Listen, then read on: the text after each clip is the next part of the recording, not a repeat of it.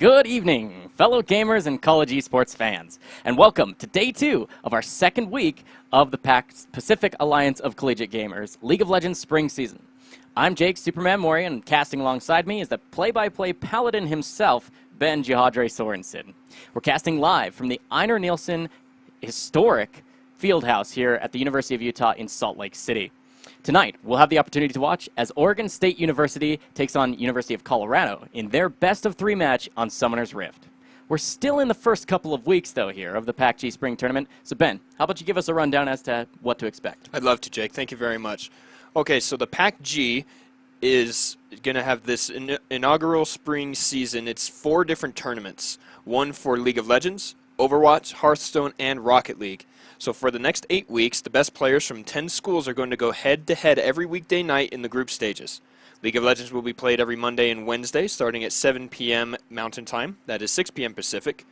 And schools are split into 2 regions, the North and the South, and each school will have the chance to face every other school in their region in a best-of-3 match. At the end of the group stage, the top 3 teams from each region will go to the playoffs. That's a single elimination bracket with the top team advancing directly to semifinals. It all ends in Finals Week, when the final games for League of Legends, Overwatch, Hearthstone, and Rocket League will all be played in one high-octane week. And to give our viewers a better idea as to how all of this is set up, let's take a look at the groups that we have these schools set up in. As you can see, in the South region, we have the University of Arizona, Arizona State University, UCLA, University of Southern California, and Washington State University. Then over there on the north side, we have the University of Colorado, University of Oregon, Oregon State University, Stanford, and the University of Utah. Yeah, and looking ahead at that schedule, we'll pull it up on your screen here. You can see tonight we'll be watching as Colorado and Oregon State go head-to-head in their best-of-3 this evening. They have not played each other yet, so this will be the first time we see them matched up against one another. And then, of course, we look forward to you joining us on Monday for another League of Legends matchup with more to follow. Tonight should be interesting. It's been a week since we've seen either of these 2 teams, and it'll be a chance at redemption for both teams because on Valentine's Day, OSU fell to Utah and Colorado fell to the University of Oregon right after. Both of them pretty convincing losses. Yeah, neither the Beavers nor the Buffaloes want to go hunted down, if you may, to 0-2 tonight. And so either OSU matches their rivals, or University of Oregon, either OSU matches their rivals at the 1-1 record, or, of course, they fall, granting Colorado their first match win of the PACG League of Legends spring season. All right, so let's take a look at our lineups for tonight. Introducing Oregon State University Beavers. On the top lane, we have Zoologist, Reincarnation in the jungle. Best Sniper Africa in the mid lane with Ascended Narwhal on AD carry and Svoboda supporting him. Yeah, and then in the top lane for Colorado, we've got Ragnar the Sexy, Vertex in the jungle, I Am Order in mid with Dapper Dave on AD carry supported by Jin James. Now, this is going to be really interesting, I think, because you and I have had the chance to talk a lot about the team comps that these guys have and the different styles that they have as well.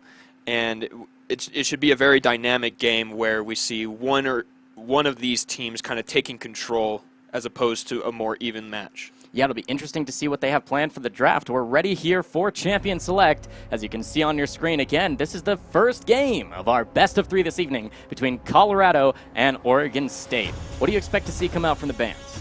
From the bands, honestly, I wanna see some of those bot lane, the shielding supports band. Those are some favorites for Jin James, and we also know that Oregon State's Svoboda played those kind of supports, played a great Janna game. Lulu was really contested in their match against the University of Utah, so I think I want to see a couple of those leaving here. But it does look like they go on the opposite side for the Gangplank ban. I think that's a good one just overall in terms of top lane picks. Getting rid of Gangplank is a good idea. Yeah, and we saw Gangplank banned against this team in both games when Oregon State played University of Utah last week. So it's definitely something you don't want to hand over to Zoologist. Gnar, in a similar fashion, is strong actually for both of these top laners. So taking it off the table early is pretty important for either one of these teams. Now, the Thresh ban over there, I think that's really wise. I believe it was banned in their last series as well. Let me double check that here. It was indeed in the first game. They did ban Thresh the first time, but now a Malzahar ban. I think that that's going to be actually that has a lot, I think, to do with best sniper's playstyle. Okay. Where he likes the likes of Ezreal and Corki and things like that that have kind of the range and need to be able to move around and poke from a distance. Malzahar's ultimate completely shuts that down, and so I think that that's more of a strategy ban rather than a snipe. Yeah, I mean, if he's more comfortable into or playing as or into the longer range matchups, then you'll want to see that adaptation. Now we're done with the first round of bans. We'll have to see what Colorado wants to first pick here. I imagine, like we've seen in drafts before, it'll be jungle, AD carry, or support that'll come through in the first phase for both of these teams. We'll see what the highest priority is. It's going to be that Nunu, the Yeti Rider. Willump, of course, is the name of Nunu's Yeti. Mm-hmm, for sure. And now, I'm curious. I know that he's been buffed to the point where he's really good in the jungle, especially if you get laners more than just your bot lane, but your mid laner and even top. If you get someone who has a lot of auto attacks, he can really help everywhere. But I've also seen support Nunus coming in, and I wonder if that might be, especially if you pair it with a Varus, as I was about to say. The on-hit Varus is really, really strong, and stacking the attack speed for lethal tempo there can be extremely potent late game, but I don't imagine you pick Nunu just for that. They've got to have something else up their sleeve, really strong lanes that can help rotate early, have the early pressure and priority for rotations out of mid and top lane, as well as hopefully bottom lane. The stronger lanes you have, the better Nunu can perform in his own and, of course, the enemy's jungle. That's what he's known for, is his invading and just wreaking havoc in the enemy jungle. Of course, he'll scale, as you mentioned, helping with attack speed. But I imagine, I mean, Azir is open. I'm not as familiar with I Am Order's champion pool. I did see that he's used to, well, at least last week, we saw him playing more of the range, right? He played Corki and then he played Annie. So he's used to either burst potential rather than what is the DPS that would come from a champion like Azir. But Azir is open. We can see now second ban phase coming through. AD carry still up for Oregon State. That means Colorado can look to put a couple of bans there, but we'll have to see how this plays out. I think that's really interesting because Oregon State banned an AD carry themselves. And I think like only one of them though, so it's interesting that they ban an AD carry then don't pick one. That's going to be a really easy pinch. But it does appear that everyone's trying to pinch the mid lane. We've got Corki and Orianna being the first round of bans in phase number 2. And it's curious to me. I don't know that I understand that quite fully. Well, there's not a lot left in the mid lane for either of these squads, so it'll be kind of, well, you said pinched. It'll be really choked up for both of these teams to try and play to that mid lane. It is the quietest role of the current meta, so it shouldn't impact the draft too much, let alone the game for these two squads in Game 1. But we'll have to see what each of them has in mind, because the more bans you put there, the less you have available not only for yourself, but of course the other team. So now we're done with the last few bans. A lot of focus put onto the marksman and range. So it looks like Colorado's trying to force Oregon State onto a heavy initiation composition that they've kind of already drafted for themselves. And they say, yes, we're okay playing into that, play a little bit more of it, and we'll just kite back. The Lucian pick, though, really strong. Most recent patch, he did get buffed. His crit damage on the double shot, crit damage overall, really strong, his AD scaling. So I'm excited to see this. Should be really strong. The Lucian Braum lane I was just about to say. Extremely scary to play against in just the 2v2 because it's almost a guaranteed thing that you're going to have all the concussive blows procced if Winter's Bite lands. Yeah, and that's going to be a lot of fun to watch, especially we haven't seen Lucian as a bot lane pick in a really long time, so I'm curious to see what other changes are going to come like from his build path, because he would rush the Yomus into the and all of that, but with the changes to lethality and armor pen, I'm pretty sure with the buffs on his passive, he's going to be building into the crit, probably an Essence Reaver first. And now we have the lock-ins over there for Colorado. Mid lane is going to be the Galio, and the top lane will be Shen. Interesting picks here. Those two ultimates going to work in tandem, I think, to really protect whoever is caught out. And that's a lot of damage reduction in the form of effective health with the shield, and then the damage reduction coming from the Galio as well.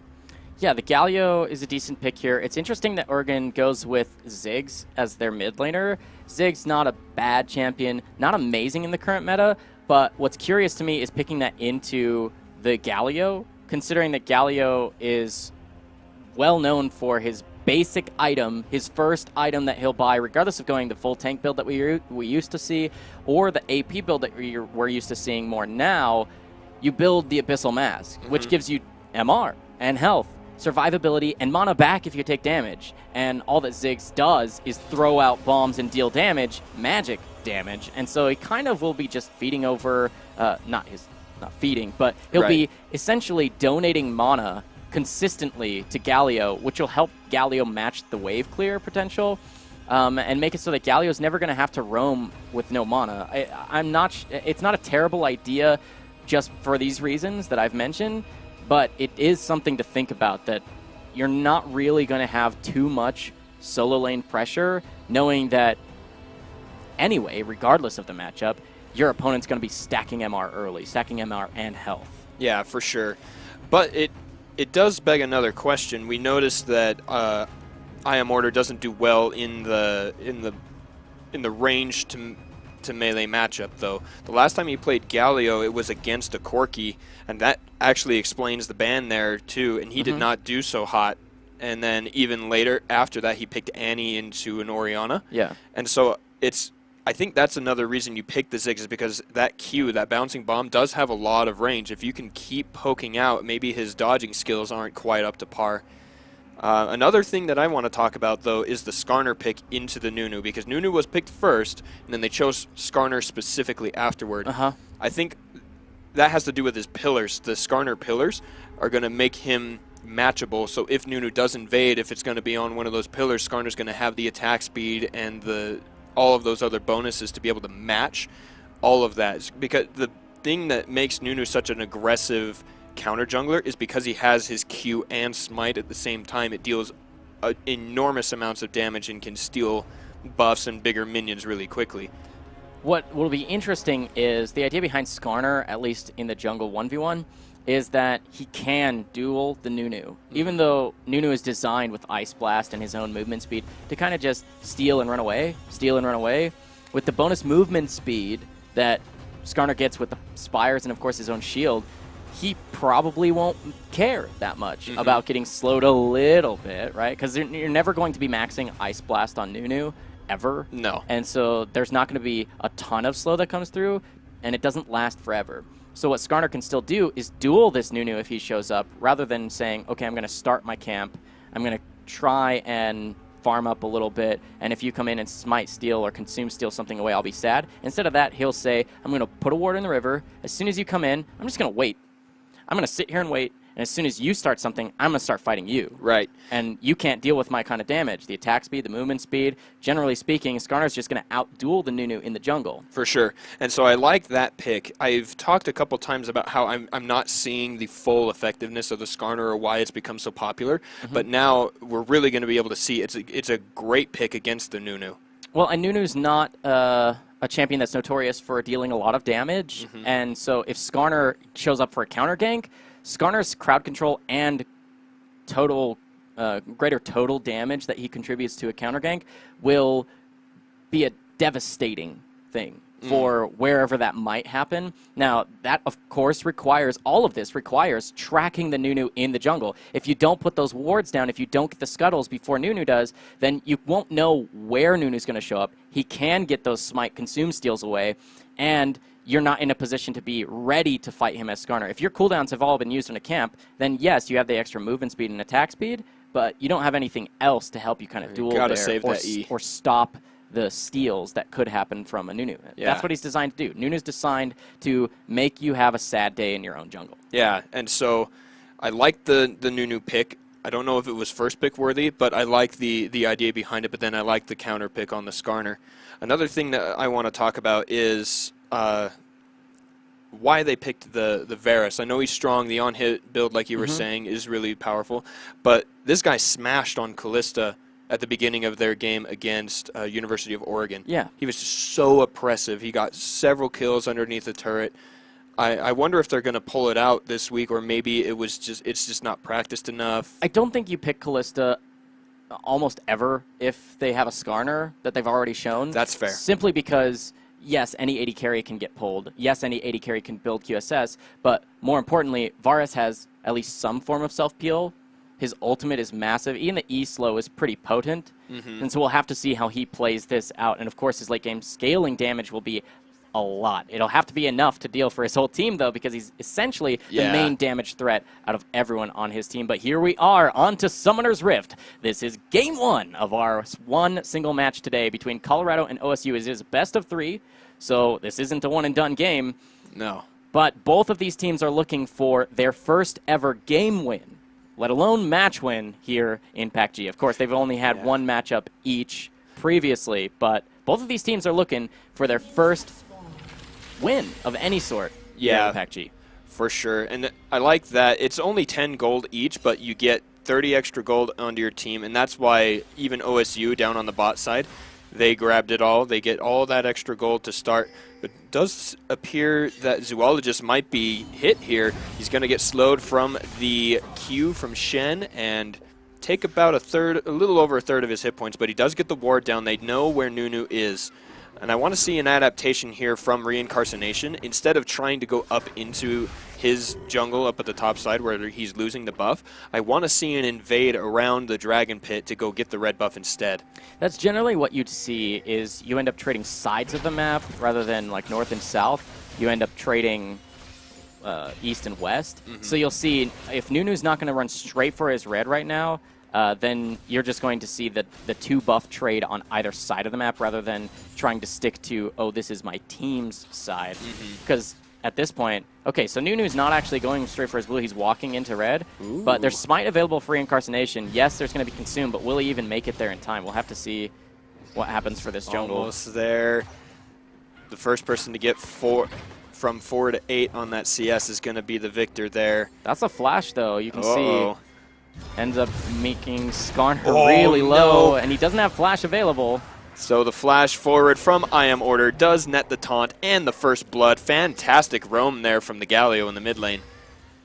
Yeah, I mean, that's the kind of pressure you have when you build a composition that's meant to push early to help the Nunu. That's what you open up as an availability for your team. If your Nunu's going to be contesting 1v1s in the jungle almost all the time, then you need to have your solo lanes, especially your solo lanes, pushing out so that they have the freedom to respond and to make a difference there. And you can see now, having blue buff on the Galio early in these levels with first blood gold to boot is going to make a huge difference for what would have otherwise been not a losing matchup, but definitely not a favorable one for him. Yeah, exactly.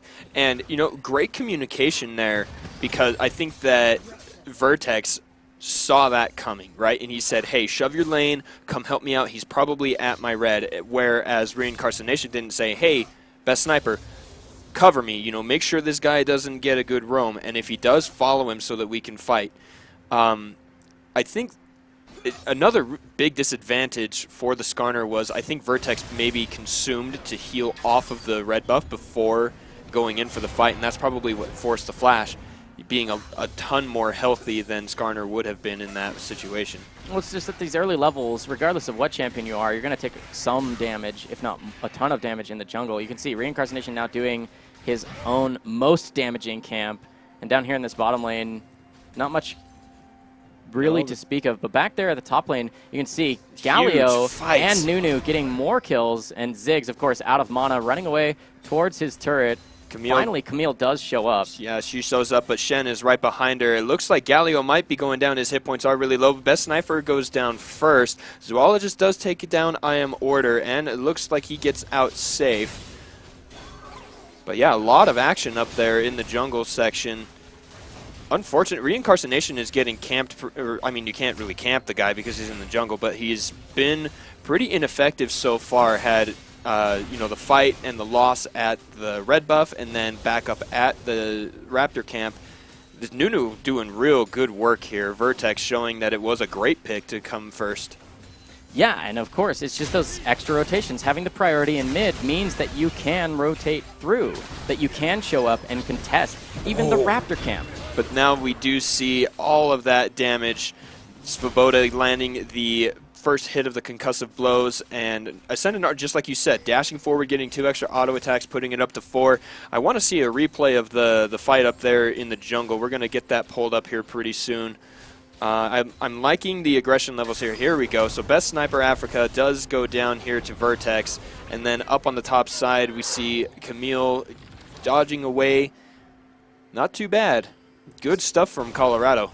I mean, the good news is Camille gets a kill, and she can pop off. We've seen Camille's become massive in games we've seen here before, and that's kind of the hope right now that OSU has to rest on, because down here in this bottom lane, they're falling a little bit behind in CS. You can see they're at a health disadvantage, and from the mid lane, they're just in trouble. Yeah, for sure. The mid-jungle matchup is going so incredibly heavily in favor of Colorado in these early few minutes that they're going to have to regroup. They're going to have to rethink their strategy and reevaluate, really, what they want to do in the middle of the map.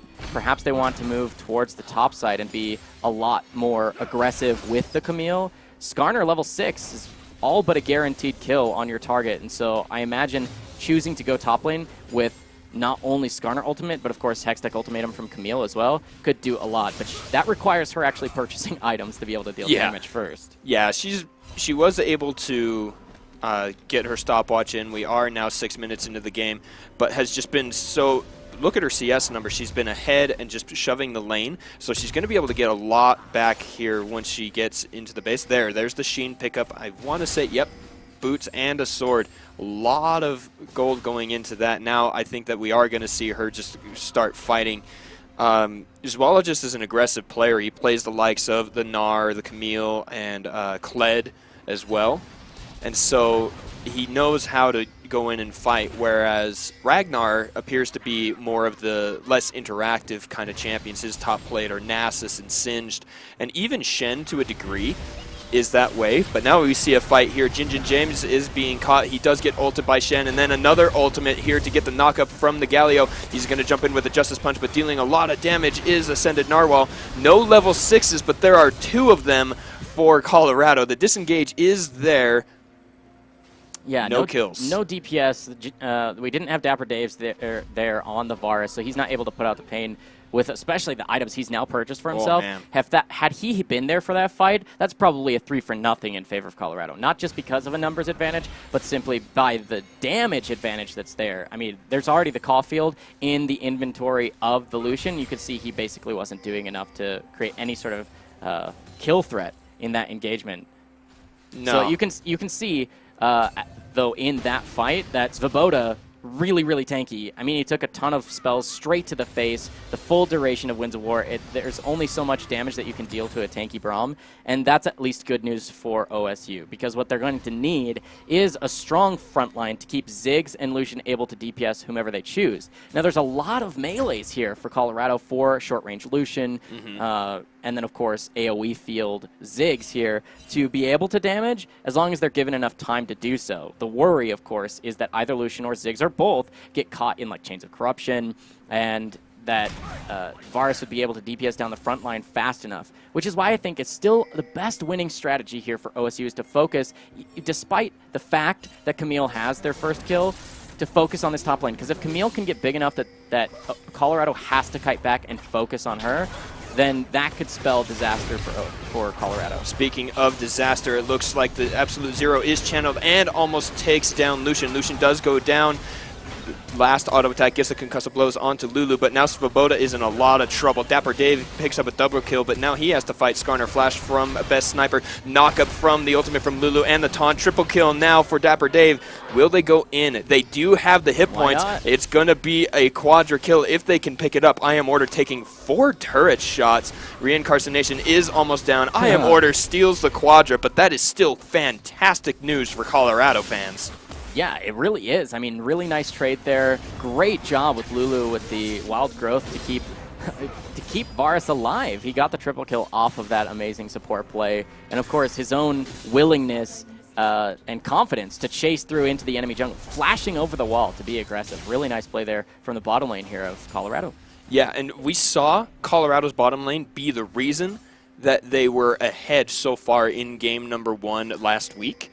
Even though it didn't amount to anything, that is the way they play. And so I want to see again how that fight in the bot lane even got started, because it was just crazy. Blast Cone over, Svoboda throws out the Winter's Bite. They get the stun and the knock-up, but then everybody gets hit with everything. Jin James right there. Yeah, Vertex doing a good job waiting out the displacement spells to try and get as much damage off as he can, and he survives, giving enough time for the rest of his team to show up, and you can see the nice taunt came through right after the wild growth. But we have got a fight in the top lane, just numbers showing up and shutting Zoologist's aggression down. It looks like that's another Galio ultimate used. It is on cooldown. You gotta be careful with that. That range is nothing to sneeze at. It's very, very large.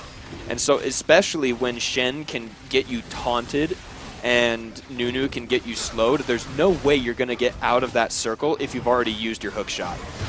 Oh, but now Jin James looks like he's in trouble. He has to flash away. Ultimate there takes down another chunk of his health, but Dapper Dave there with the disengage and Chains of Corruption. Interesting choice there by the Lulu to try and contest Dragon. She's not exactly the jungler with Smite or anything like that. More importantly, though, you don't really want to trade your flash for the chance at stealing a Cloud Drake. No. It's just getting a little ahead of yourself there. I don't agree with that decision. But luckily, dodging out a lot of ultimates, not just the Glacial Fissure from the Braum, but of course the Mega Inferno Bomb came through as well and missed almost entirely. It caught, I think, the edge there. Yeah. But not enough to, like, do any threat. But it does cost both the flash, the wild growth, and of course Chains of Corruption to try and peel for this support, just making a poor decision in the first place. So now they have to wait out those cooldowns before they can fight again, which is kind of unfortunate, like really unfortunate for Colorado, because they've completed Rageblade already. It's only 12 minutes, and they've got the core item for the on-hit Varus, and you'd think, oh, well, it's just one item, it's not that much. But if you can start a fight, and you have a Nunu there to give additional attack speed, and you have Lulu there to give the Whimsy, the Blood Boil Whimsy combo onto an attack speed Lucian is just crazy amounts of damage. Speaking of crazy amounts of damage here, Zoologist not dealing enough. I Am Order is there to follow up on Vertex's fight with Zoologist, but so is Ragnar. He gets the taunt there. Zoologist almost goes back in with the hook shot, but decides against it. There's a stopwatch pop. Ooh. Vertex flashes forward for the absolute zero and takes him out. Another 2 kills for Colorado, the University of Colorado. But we have to keep talking here. Dapper Dave is shut down from a nice ult from Reincarnation, and now Jin James gets hit with a Concussive Blows passive, and that's 2 kills over to OSU out of nowhere. Man, would have been nice to have your ultimate spells when you get ganked like that. And I don't mean to flame, it's just that's the way it is. If you waste spells in one part, then you're not going to have them when you need them, so you need to think a couple steps ahead if you're Colorado here. They're doing so well across the map as a team and defending well against invades, turning things around and getting kills on the solo laners. Plus, like, just the jungle mid matchup is like smashing right now for Colorado.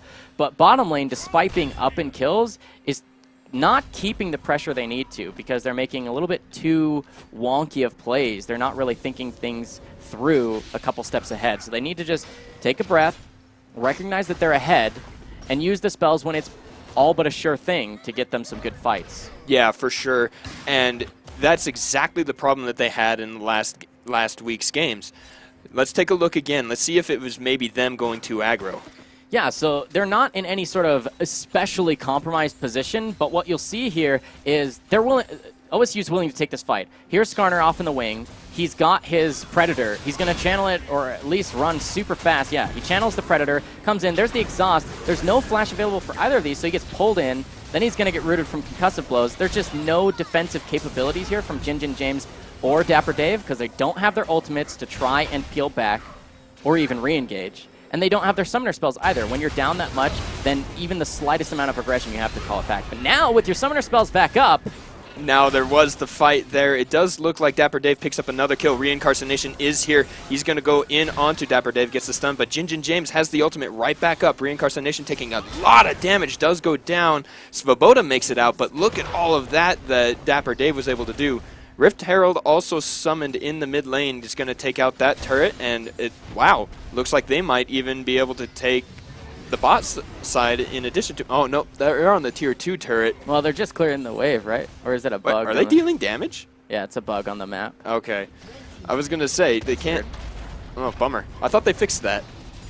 Well. Anyway, they are dealing damage there onto that one. They have the 2 outside turrets from mid and bot taken out. Congratulations to Colorado on a lot of good fights, but now here we are at 15 minutes. They're 8,000 gold. They need to start being careful. The last 2 notes I've written for Colorado last time and this time are calm down. Yeah. Let yourself scale. You have so much potential. With a 9,000 or at least an 8,000 gold lead here, you have complete control of the game as long as you actually have your hands at the controls, right? If you just take whatever fights you think you can in the random moments and random positions, that's the recipe for throwing. And we saw that last week. You mentioned that they just need to calm down. It's that take a deep breath. You've got yourself this lead. Now don't throw it. 50 CS on 80 carry, close CS numbers on everyone else, and then, of course, massive gold lead from kills in the first turret. That's first brick, first blood, 13-3. We're only 16 minutes in here, and Varus is approaching his second attack speed item. And we talked about how he's the main damage threat. If he can get more and more items, team fights is where Colorado's going to do extremely well. They just got to keep Varus alive and bait engagements or start some of their own. You know, have people wait in the wings and expect the Predator to come through here. The Skarner going to be hunting down Dapper Dave, and then just show up right when Skarner thinks he's got a good engage. Use the Lulu to peel back, and that is the perfect kind of fight that Colorado wants to look for here. But if they don't, we might see what we saw last week, which was 10,000 gold being thrown away. Almost, I mean, you'd say 20,000 being thrown away, because they went from a 10,000 gold lead, approaching a 10,000 gold lead, to almost a 10,000 gold deficit last week. Now we are in the fight. Zoologist does manage to flash away. Dapper Dave has enough damage, though, to pick it up on the backside. Best Sniper Africa is in a lot of trouble. Absolute Zero gets interrupted with the satchel charge, and now Skarner takes the blast cone away. We saw him leap on the minimap. He is going to make it out, but not good news here for OSU. They're in a bad position. It looks like Galio still wants to fight. Gets a taunt onto Svoboda, who is in a really compromised position now. Ascended Narwhal might try to save him. He is in range for the stand behind me to get him back. Winds of War not going to land, and now OSU have to defend this turret, but they are just so tanky on the side of Colorado. Yeah, and that's one tanky support. That Braum position was really compromised, and he's able to get away with a stand behind me. It gives him a lot of resists, of course, and then he throws up the Unbreakable to make sure he takes even less damage. So he gets out, even without his flash. Good on him. And then, of course, Best Sniper, I like that you mentioned his satchel charge. Canceled an ultimate and created the distance to make sure he didn't get knocked up by I Am Order. So we'll have to see how the rest of this plays out, because we just said it was 13-3. It's now 14-3, and they got their second turret. But that was a little messy from both these teams, though. So taking stock, we're still massively up in gold from the 80 carry position here for Colorado. The gold is all from kills and... Okay, so I was just about to talk about mid lane, how he's up mostly just from kills and assists. Not really a CS advantage. But there's another one for him. I Am Order, this Galio that did not perform in Game 1 of their matchup last week, doing work here along with the Nunu. Ooh, and speaking of the Nunu, he is going to dodge out the Mega Inferno Bomb. Bummer he had to use his flash, but good that he did survive. You don't want to give that shutdown gold over. He's got a lot on him. That bounty's pretty huge, but now this is going to be a great Drake for them. Yeah, it's nice to get their second dragon, which is what you would think unheard of against a Nunu that's 3-0 and 8. For you to be able to get 2 neutral objectives like that is pretty crazy. But I want to talk about what just happened, what we just saw Nunu, what happened to him, because that's token of, once again, what would spell success for OSU, is Colorado's seeming inability thus far to decide to group as 5, right? Speaking of, the concussive blows does net a shutdown there. They're going to knock up Shen. Ragnar is now the target. He's got 4 sets of concussive blows, and it looks like Zoologist wants to get Jin James. He is now the target of reincarnation. They get the slow, and Zoologist is going to pick up a kill. Shen is now running straight into Ziggs. It is a 3v1, and there it is, the beginning of the end for Colorado, maybe. Oh, man, it's so frustrating to watch because they've been playing so well, but then they overstay like that. Oh, that minion was a hero. But now a lot of damage from Dapper Dave. Bouncing Bomb does not land. Skarner is here. Ascended Narwhal, the flash forward from Best Sniper. He gets the Ignite down. No, not enough damage here. No Ignite, just going to be the reduced healing, the grievous wounds. But as you can see, if Vertex had been there for those original engages, or they had a... Whoa, nice flash! He gets it off the back end of the Absolute Zero. Now Vertex is getting the ultimate from Galio. He is there, and they are coming right back, picking up 3 unanswered kills after losing 3. I mean, overstay into overstay, right? Colorado gets caught because they overstayed in the top lane, and then, of course, too much aggression, flashing under turrets and whatnot for OSU, but now that we're past the 20-minute mark, only barely, there's question mark pings going down from OSU. Are they doing the Baron? They are indeed. You can see they're actually doing it really fast with the attack speed Varus build, excuse me. There's really nothing for OSU to do. Nope. They had all recalled, and that's going to be a quick Baron. 20 minutes straight off the bat. And that's gorgeous. That's what we want to see. We already know that Nunu can do it solo, but the fact that Varus is there with the Ardent Sensor coming from Lulu and the Whimsy and everything like that. But this solo is amazing. Ragnar is going to get hit by 2, 3, and 4. He is stunned up, but those minions being the saviors, he pops the stopwatch, and I Am Order is there to save his life. Fantastic play from Ragnar. Yeah, that was really nice. His use of stopwatch saved enough time for Order to show up with his teleport. He didn't have Hero's Entrance to just show up, but it saved him enough time to not die to the 3-man that he had gotten. He was creating enough pressure that he pulled those people over, which opens up a little bit of extra room here in the mid lane for Colorado to push up with Baron buff. You can see they've got this chokehold. They can block them out from this rotation, meaning they're going to get some decent damage on the first little bit here on this turret. We'll see if they decide to stick around. Now there's the Mega Inferno Bomb. It can't even really clear the wave. Baron buff doing a lot of work there for Colorado. But now they do have the full team there to try and clear out the wave. They've got to be really careful, though, because Shen is a fantastic split pusher with that Tiamat and the Baron buff, and Galio already takes the bottom turret. They're out of turrets that are not inside their base. Yeah, slow and steady wins the race here for Colorado. They've already got a massive 13,000 gold lead. If that was evenly split among all 5 members, Ultimate misses there. Yeah. But if that was evenly split, you can look at these numbers now. Thank you, observers. We've got 4,000 to 5,000 on the mid and 80 carry. But a fight breaks out. The Ultimate stops the Absolute Zero channel. Everyone is locked into the Ultimate from Zoologist, but the shields are just so massive on Jin James. He had 3 health bars. I Am Order jumps in, gets the knock up onto Reincarnation. Zoologist is now going to be on the backside. Best Sniper is going to try and fight everyone away. Zoologist makes it through the base gate, but gets hit with the snowball. He is down to almost dead. A shutdown coming over for Best Sniper. Not so tanky Galio anymore. Yeah, and you almost forget which sides of the map these characters are supposed to be on. As you see, OSU members recalling in the bottom part of their topside jungle, and it ends up being that Colorado here with the Baroned up minions are right at the turrets, tanks doing work. You mentioned how the Shen is huge.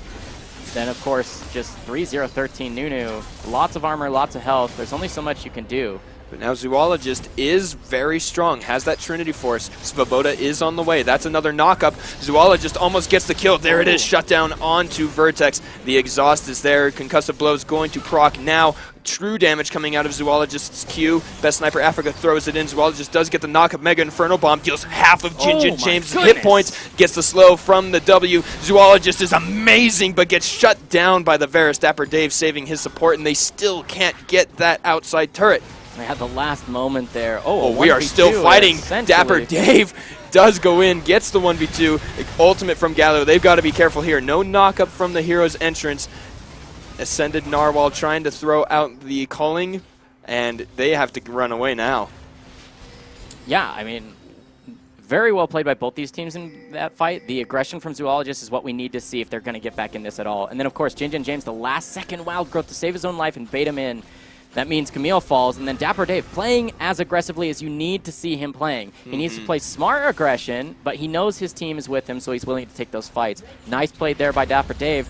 He's going to have to make sure that between now and when his flash, or at least his ultimate, comes back up, he has to play smart. This is not smart. This is not smart. He is caught in the Hextech Ultimatum. Zoologist gets the shutdown. Svoboda is there to try and get onto Jin James. Ascended Narwhal is close. That's a Winter's Bite onto I Am Order, who turns around, dodging out with the Relentless Pursuit, but it takes so much damage.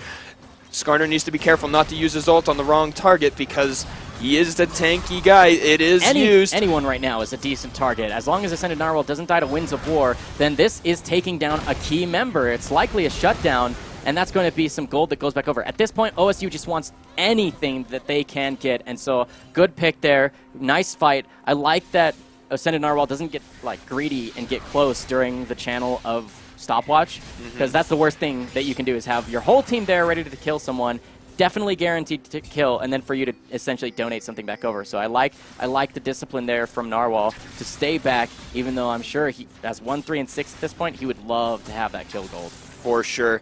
And this is the discipline that OSU needs to show. They need to understand that there are still ways to come back in this game. Gold is only gold for so long, and so they're scaling up. Camille is insane in a 1v1 or even 1v2 depending on the champions, and then Skarner with that Predator is so quick. It is scary.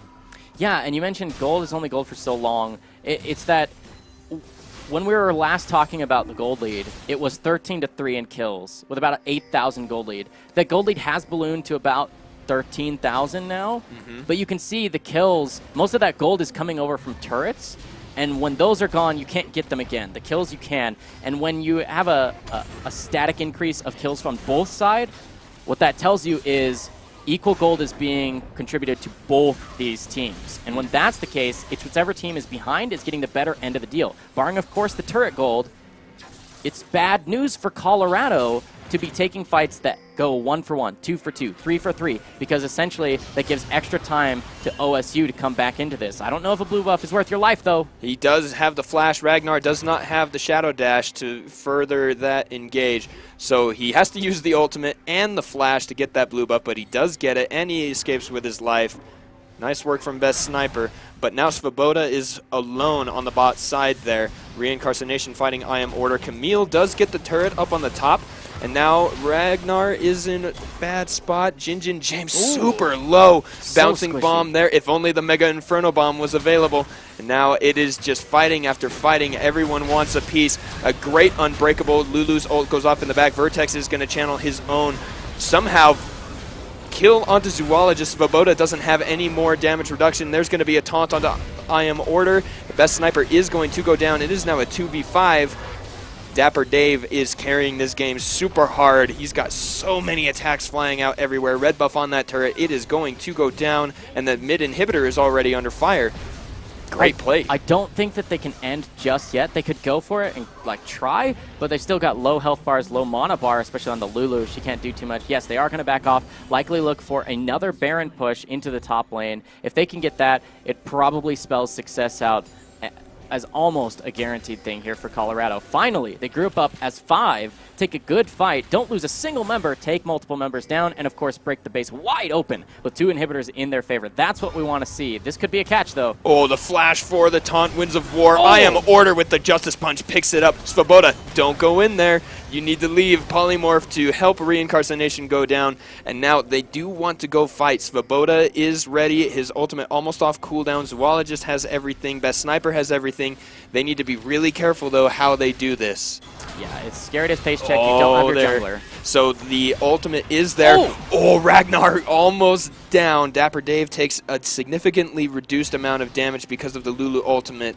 But now they're going to continue to go for this Baron. They're baiting it first, but I think that they're really going to go for it. No Mega Inferno Bomb means the chance of a steal is very low. Zoologist goes in 1v3, goes to the ultimate there. Another knockup from Galio is going to hit, and Zoologist goes down to the Baron damage. And now they are... Oh, Ragnar needs to be careful, because Baron deals damage to everybody. And now I Am Order going to hit Best Sniper Africa and take him down. No kills still for OSU. It went from 22 to 30 in the last couple of minutes. Lucian just stuck on base duty, clearing minions underneath the Nexus turrets.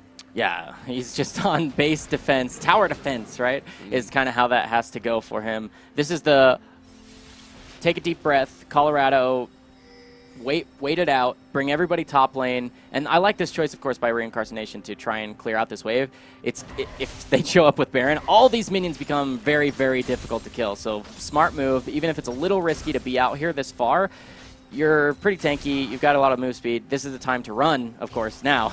But clearing out those minions ahead of time can buy your team some time, as long as you don't give your life for it, but it looks like he will. He's going to. So much slowing. Everything is slowing. The Nunu E's, the Varus E's, the Lulu slows, all of it. And now all the rest of OSU needs to go up to this top side and try and stop this siege. They need to be really careful, though. They're almost down one Nexus turret, and that's a wave already pushing in on the bot side. Mega Inferno Bomb deals a decent amount of wave clear. Vertex just wants in. He is stunned underneath the turret, taking a lot of damage, but the Locket stops all of that, getting a nice big shield. Dapper Dave even taking turret shots because he doesn't care. They are so far ahead. They're going to take this third inhibitor. Zoologist still fighting there.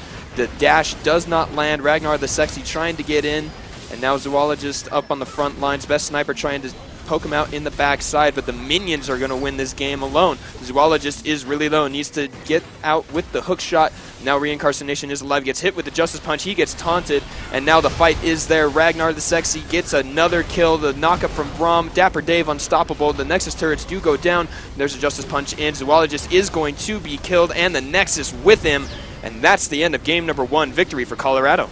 Jeez, and a convincing win. 20,000 gold, 11 turrets. That's all the turrets possible to just one that OSU takes away. Really convincing performance here by Colorado. We mentioned what their kind of hiccups are along the way, and I'm going to be really looking close for those in game number 2, because if Colorado can play this well, accrue that kind of, by that I mean accrue of gold lead of massive proportions, then what I need to see from them is being smarter with it. Yeah. Right?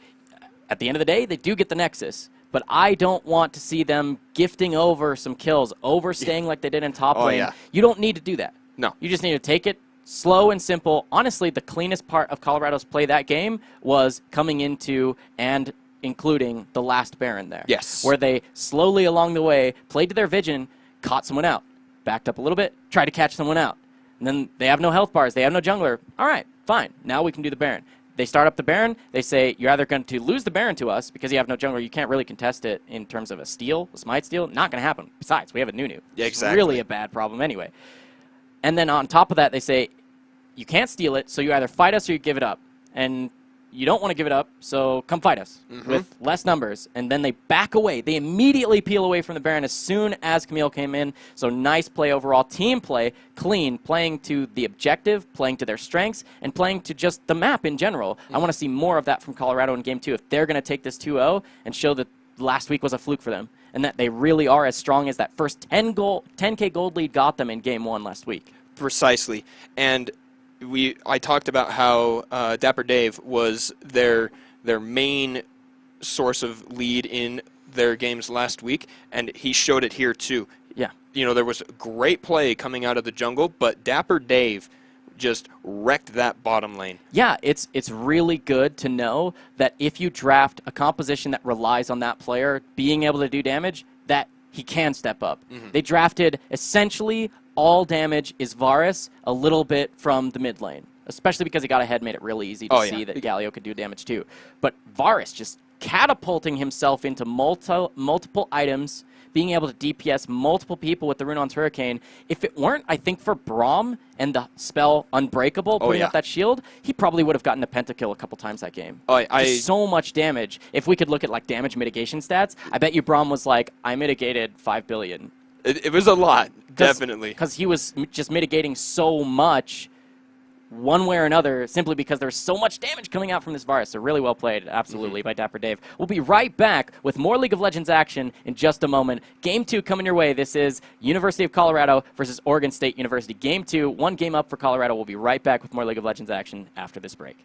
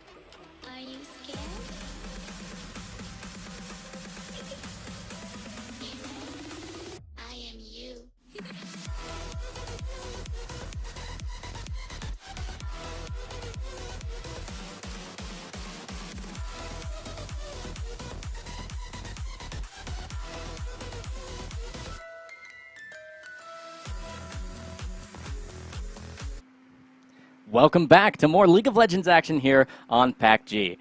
We're now going to get into our second match of the evening, second game of the first match, excuse me. This is going to be Colorado's second game against OSU. They just took a very convincing win, 20,000 gold lead up over Oregon. So coming into the second match, we're looking to see more of the same from Colorado or to see if OSU can bounce back. I mean, we've seen OSU play well, play to their strengths, and put up a strong fight against other teams. This is, of course, the first time we're ever seeing these two teams matched up, and it did seem pretty convincing for Colorado, but I don't think all hope is lost by any means for OSU. No, not at all, especially because of the way they were fighting in the mid-game. Yeah. You know, when Colorado was starting to lose fights, when they went from only, 8 kills up to... Oh, no, sorry, 18 kills up to 8, where they just fed here and there, losing 2, losing 3, tying up and giving a chance for OSU to come back. And yeah. So I want to see if there's going to be any changes to the draft. Let's get that on your screen. Here we are, pick and ban phase here. Game 2, Oregon State University versus Colorado. This is going to be interesting to see how this goes. Immediately, Dapper Dave's Varus is banned out. I like it. I like that ban. It was the biggest problem. You and I talked off screen that no, it was actually on screen that Dapper Dave is their guy. He is the exact reason they were winning that game. A lot of good pressure coming from Vertex, a nice win from I Am Order in the mid lane, but Dapper Dave just smashed that bot lane. I mean, they drafted to that effect, right? They picked the Varus, and they picked the Nunu. The Nunu really, really early. Nunu, Lulu, first 2, right? And so to be able to have that level of support for a marksman that's built to scale in that particular way, with attack speed in particular, then all of the ducks were in a row for Colorado. Well, I know it's not even like any of these mascots, but no. Just the saying itself. All of I don't even know another saying that's. Well, it was close enough anyway because Oregon is the Ducks, and yeah, so anyway. I don't know. They don't want you calling that. These are rival teams. That's true. Oregon, that's so true. They're like wrong team. They don't want to put all their eggs in the basket, in the wrong basket. They want them all spread out. All their sticks in the dam. Yeah, I mean, we can say that because they are the beavers. But it would be the other. So all of the deer and the antelope on the plains, right? Because of the buffalo. Yeah, all of the buffaloes in the same grazing pasture. I don't even know. I love it. But these bans are really interesting. They're telling us a story, and that story is no more 80 carry. Dapper Dave, we're shutting you down. 2 bans really quickly, and now we've got first pick for Oregon State. We'll have to see if they decide to pick away an 80 carry, leave it up, and they're going to steal away the Nunu. That's really interesting to me because as an analyst by trade, I'm not really sold on the idea that it was Nunu that made the huge difference there. It was a snowball, an ice blast, a snowballing early game that just set them up for success where Skarner just really had nowhere to go. And it wasn't just because of the Nunu pick, it was because of how the game played out in early. And so if you can just not make the same early game mistakes, the Nunu's not that much of a problem anymore, especially if Nunu's main claim to fame was I'm relatively deathless for most of the game, and I Blood Bowl the 80 carry who's fed out of his mind. Yeah. Right? So if that's the claim to fame is being a support champion and it relies on a damage dealer being fed, we might not see the same story evolve for this Nunu that we saw from Colorado last game. But if Colorado wants a backline 80 carry that can DPS down, they've already drafted that. Grabbing that Caitlyn, long range, high damage on the Q and the auto attacks, building the crits, getting headshots, all of that. It is a lot of damage. Caitlyn is a great pick here. Not going to attack as fast as the Varus, especially because of his passive and the lack of the Nunu for the Blood Boil. But pairing it with Lulu is also still very, very strong. Whimsy giving attack speed, shields, the extra hit points, and setting up nice trap placement with the Glitter Lance. But now it almost looks like Oregon State is trying to take everything that was a problem last game and either ban it or pick it, because there's the Galio in the mid lane. Interestingly enough, it's kind of sneaky what Oregon State has been doing here. None of these 3 champions are really champions that I'm used to seeing these players particularly choose, whether that be in their solo queue match history or even here in PACG. But these are all high priority picks in their respective roles for Colorado, for sure. So they're all just stolen away. So it's 3 good bans, 3 steal-away picks, and we'll have to see if they could play them to the level that they're going to need to make it worth stealing away from Colorado. For sure. And now we see the Cassiopeia locked in, going directly into the Galio. I think that's on purpose. The high amount of burst and consistent damage that Cassiopeia can do will be able to break the magic shield that he gets and continue to whittle down that not quite as tanky build as Galios have been building. Yeah, we'll have to see how that plays out in the mid lane. We still have yet to see what Colorado's jungler will be, which is why we're seeing top lane and probably either another top lane or a jungle ban for the last one here from Oregon. I want to see what difference, say, an early game jungler like Sejuani. Banned away. Not that one. All right, so I was trying to call it, trying to give Colorado some more tools for success, but Oregon calls it. There's not a lot left in the jungle. There's the Skarner and the Zac of those higher tier picks. I don't think that Skarner worked that well for them, so no. I don't think they go back to it. Well, and you see, it's going to be Colorado picking now, so maybe they can do exactly what Oregon State does and say, well, no, they don't. I was going to say they pick it anyway and prove that it is a viable pick, but instead they do pick the Zac. I think that there's better engaged potential and a lot better interactions with these laners in particular. Cassiopeia being able to immediately combo on Zac's crowd control. If he gets a good let's bounce and drops people right in front of Cassiopeia, that's a great ult. Miasma, they can't flash away. All sorts of things. You know, Yordle snap traps there.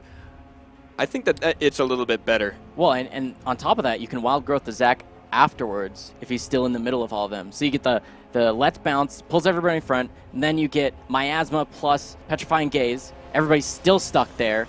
Really stuck there, and then wild growth right as soon as they come out of Petrifying Gaze, if at all, and then they're still CC. That's like 5 seconds of crowd control for multiple members in AoE.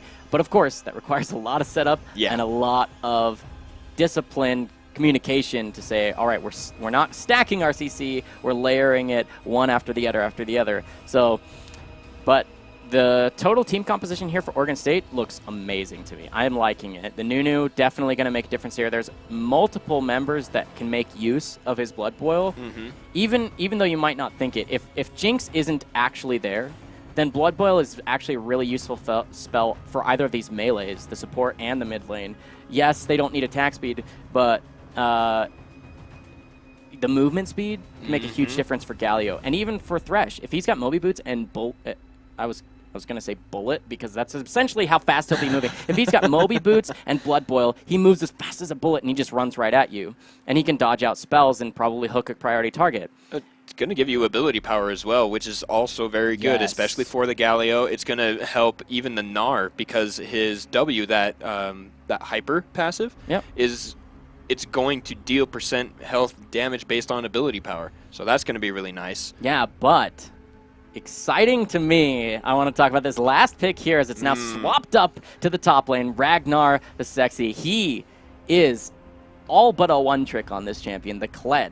Yeah, I talked about this with you a lot because it's also a zoologist pick. They both play the Kled, and I am super stoked because Ragnar plays it more, and like you said, is all but a one trick. He has so many games on this. I think it's been his Season 7 and 8 highest played champion. It's a lot, and Kled is so much fun to watch, so much fun to cast. He's insanely fun to play too if you take the time to learn how to do that. I love it. I love watching Kled, and especially in the hands of someone who is as experienced on the champion as Ragnar is going to be. Yeah, and they can just charge at you. That's another exciting thing about what Colorado has drafted here. Oregon State's team fighting composition is amazing. They want fights to slowly break out. They don't want them to immediately start. But the interesting thing is they're okay with being engaged upon, too. Oh, Oregon for sure. State. Because if Colorado just uses charge and everybody runs at them, Galio gets probably a 5-man knockup, right? And he gets to keep everybody really, really tanky for the duration of that ultimate. But if Galio's ultimate is down, if he's not ready, or if he's the one who gets picked off, that story is completely different. Oh, for sure. I think that what Best Sniper needs to be able to do is get ready with the taunt. Because if they do jump on, Kled is unstoppable until the cast is there. Once he jumps, But if everyone is following behind, if he can get a good taunt on 3 or 4, Jinx can get some nice hits as well as Gnar and maybe get excited for the AD carry and just start picking people off. Because the only really tanky one is going to be the Zac. You build hit points on Kled so that Skarl gets all those extra hit points and it makes you durable, but there won't be as many resistances. He's going to build damage, the likes of the Sterex Gauge and the Black Cleaver, those type of things to get all his hit points up. So if he can get a good taunt, then all the damage going to be coming out of the Gnar and the Jinx is going to be explosive. You know, but it seems there's a lot of zone control from the Nunu. You don't really think about it that much, but what Nunu can do in team fights is not just, okay, blood boil the AD carry and kind of back off. It's that you ice blast people who are trying to get back to your back line, and then when you feel safe to do so, or even just cuz, then you start channeling absolute zero. And the slow there is insane. It's massive. And so to be able to create the... and it only slows the enemies, of course, so Jinx can still be running at you as the AD carry to chase you down, especially if she gets excited off of a quick burst down of a target, then she's going to run down Colorado very quickly. Because they're mostly squishy champions. You mentioned most of them are just going to be building health. Zac's going to be the only tank. And Lulu, yes, can wild growth and shield and stuff like that, but there's only so much you can actually add in terms of quasi-hit points with the wild growth and the shields to keep people healthy if they are not building resists, they're not building their own other tank items. I expect that Cassio will have to build. Like, no questions asked, will have to build an Hourglass. Yeah, that and a Seraph's Embrace I think will be really important. That extra shield, and plus she's going to be spamming the Twin Fangs anyway, needing the extra mana. Another cool interaction I want to see, how long does Nunu's ult channel?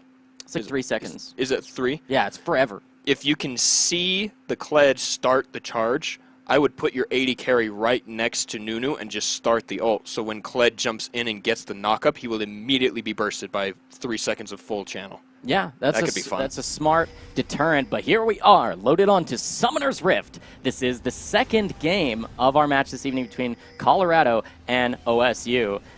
Colorado had a convincing 20,000 gold lead win in just over 25 minutes. Yeah, it was quick. This was a quick match, a very quick snowball in their favor.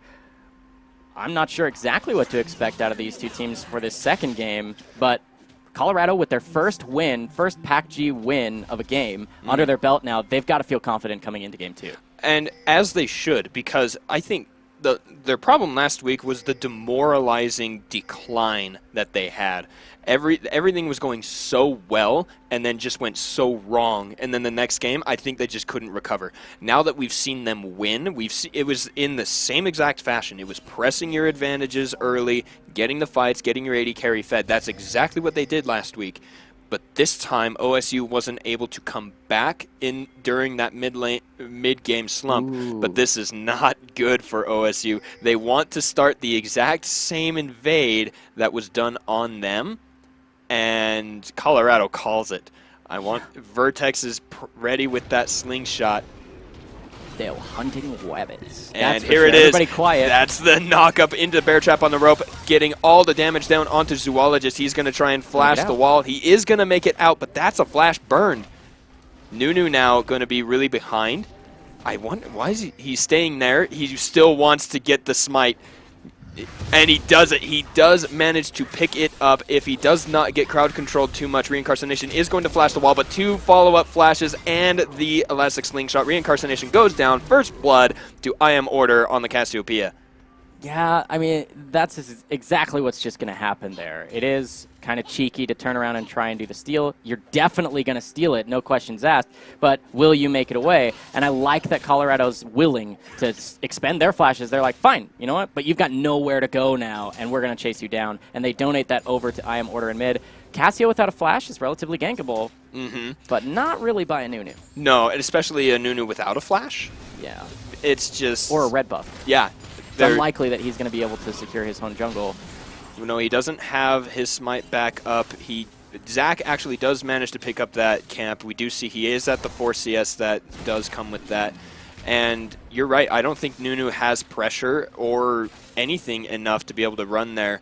Although he might get a little bit of time. No, Zac does not stop on those Raptors. Wise choice. They deal a lot of damage early on in the game. And now we're just going to have to see, he can get his own red buff, but he won't be able to get a blue.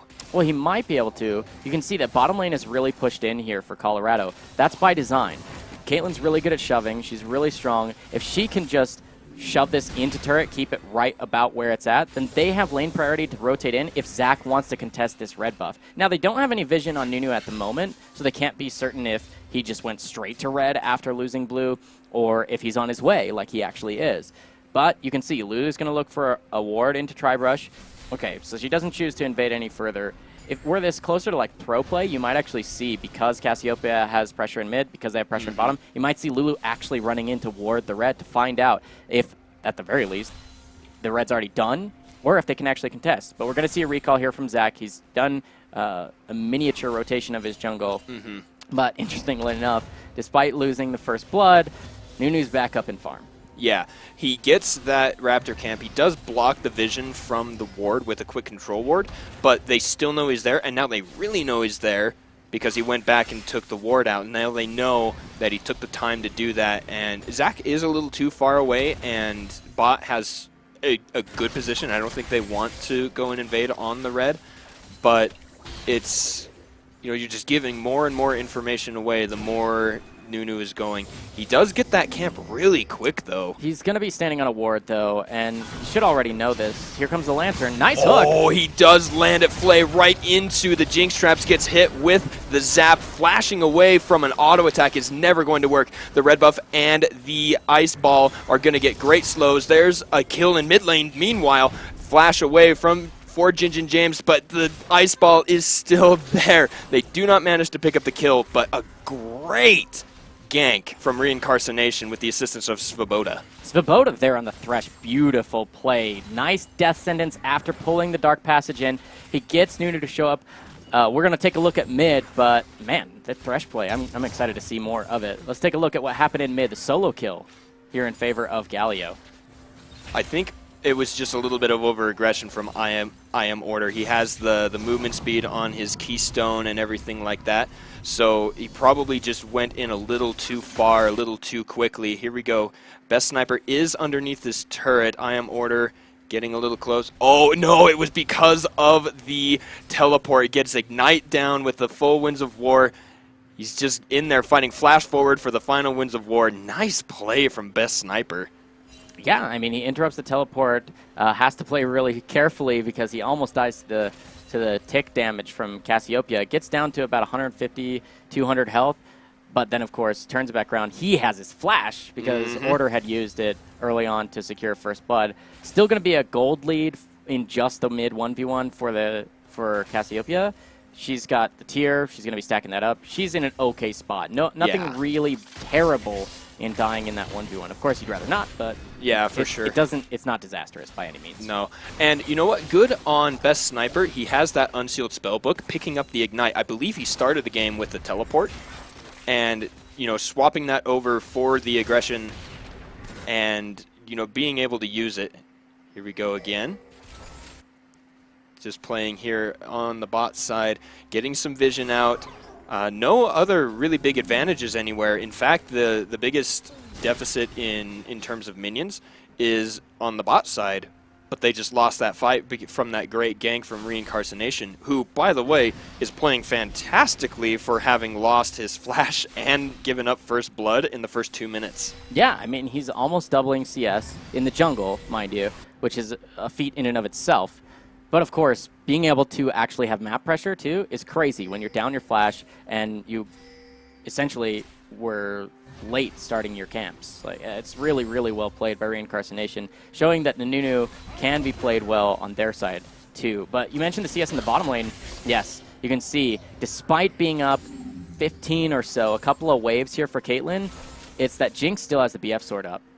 Over a pickaxe from that gank, so really nice for OSU. And they've only really fallen behind in that farm because of the pressure that Colorado's been putting down here, where they've been shoving in. It's harder to last hit under turret than not. Yeah, exactly.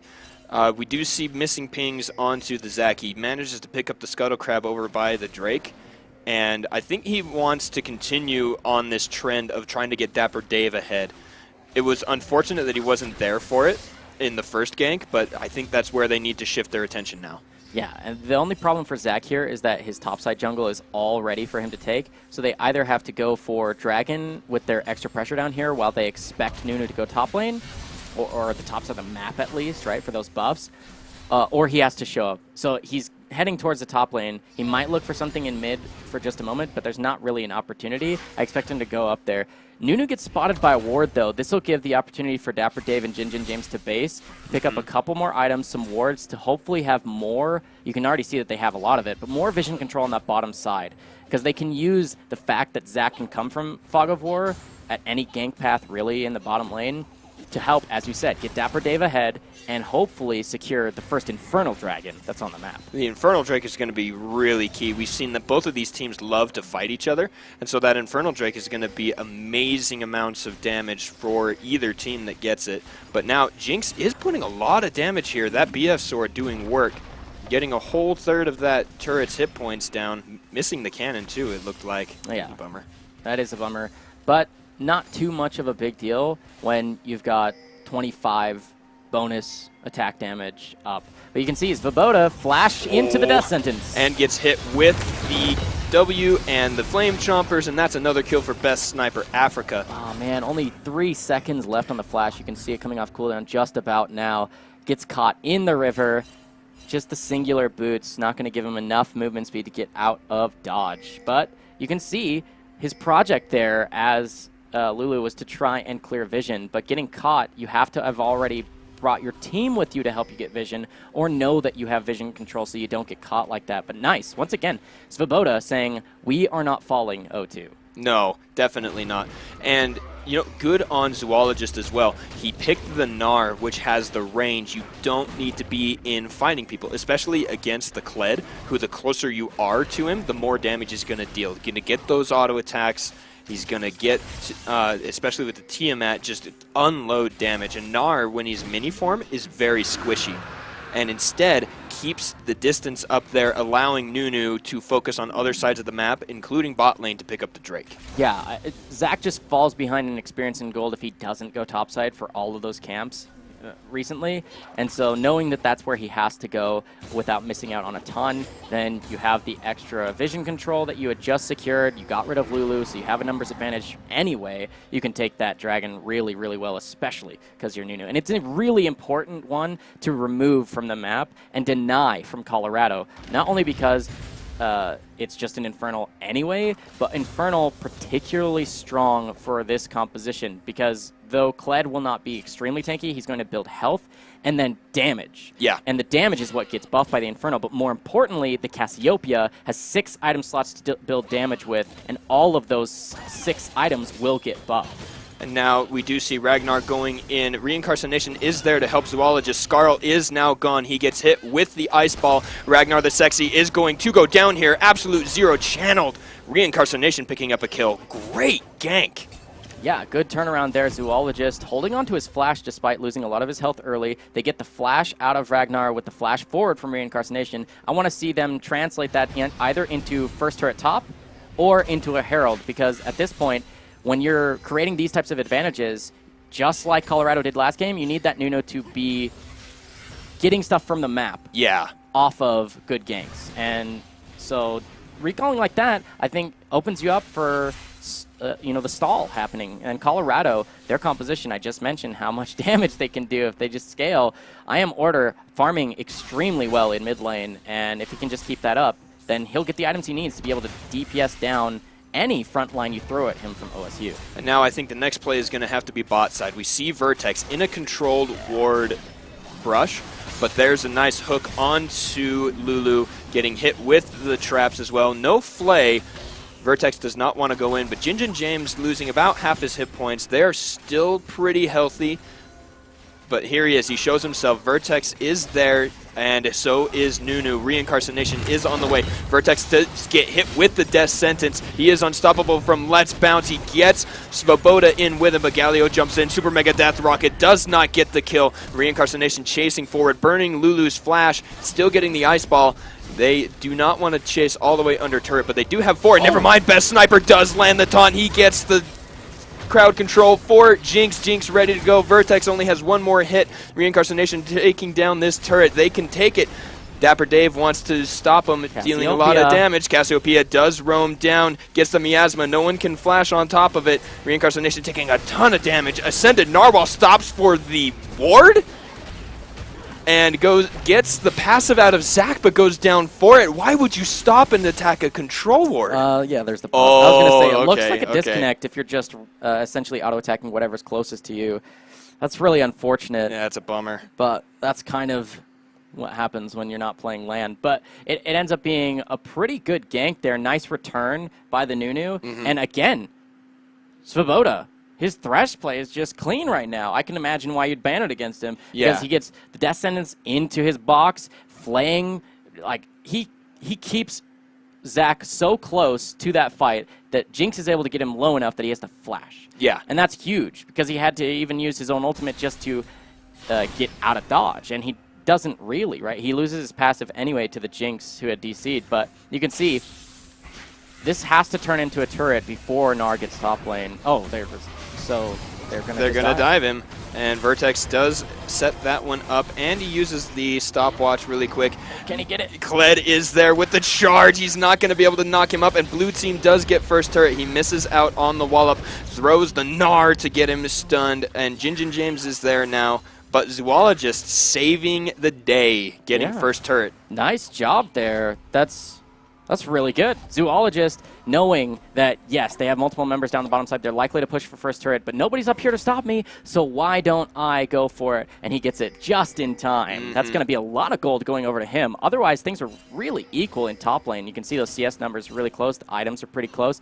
But now that Gnar has been able to complete his Black Cleaver, and he's going to probably get boots too at this point on his next base, he's got a lot of pressure in the side wave. I don't think there's really at this point, there's not a winning 1v1 for Ragnar, despite his team keeping really close in gold and, honestly, his jungler having slightly better gank paths.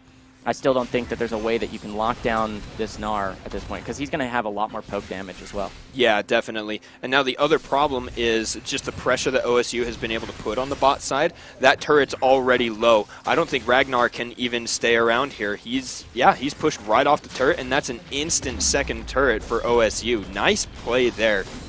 Yeah, I mean, Jinx can melt these down, and now that she's got static shift for herself, she's even faster at clearing waves, and you can see the one problem being members now on the top side for Colorado. They're going to have the pressure. You need to rotate that Jinx up. She's grabbing red buff on her way, but hopefully that means you're looking for a fight. Because if you're not looking for a fight, just leave that red buff, pick it up some other time. You don't want to lose and be just bleeding turrets on the map. This will be 2-2 in turrets if they can take this down. Reincarnation is fast. He gets the slow. That's the leap forward. A nice ultimate from Lulu stops a lot of damage, but there's a Gnar into the wall. Super Mega Death Rocket deals a lot of damage, and Dapper Dave has to flash, but he is not going to escape because Svoboda is there. That is a 3v2, and now Dapper Dave is going to go down to Zoologist. Reincarnation going to channel the ultimate, and a kill for Svoboda on the top side, and somewhere Ascended Narwhal takes down Vertex. They are still fighting. Galio going to deal a lot of damage to the Cassiopeia. Jinx is somehow still alive.